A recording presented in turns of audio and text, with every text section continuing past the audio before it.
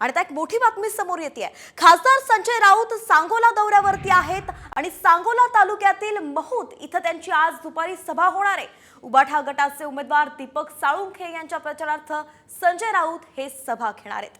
तर संजय राऊत यांचं हेलिकॉप्टर इथे आलं असता हेलिपॅडवरती त्यांच्या बॅगची तपासणी करण्यात आली आहे। निवडणूक आयोगाच्या अधिकाऱ्यांनी त्यांच्या बॅग्स तपासल्या आहेत। संजय राऊत हे शिवसेनेचे उमेदवार शहाजी बापू पाटील यांच्या विरोधात नेमकं आता काय बोलणार आहेत याकडे सगळ्यांचं लक्ष आहे।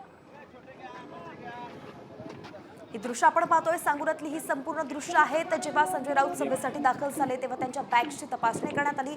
निवडणूक आयोगाचं पथक या ठिकाणी दाखल झालं आणि त्यांनी संपूर्ण साहित्य तपासलंय।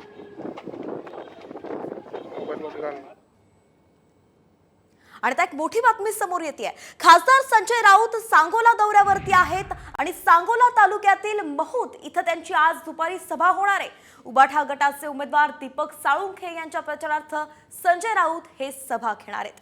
तर संजय राऊत यांचं हेलिकॉप्टर इथे आलं असता हेलिपॅडवरती त्यांच्या बॅगची तपासणी करण्यात आली आहे। निवडणूक आयोगाच्या अधिकाऱ्यांनी त्यांच्या बॅग्स तपासल्या आहेत। संजय राऊत हे शिवसेनेचे उमेदवार शहाजी बापू पाटील यांच्या विरोधात नेमकं आता काय बोलणार आहेत याकडे सगळ्यांचं लक्ष आहे।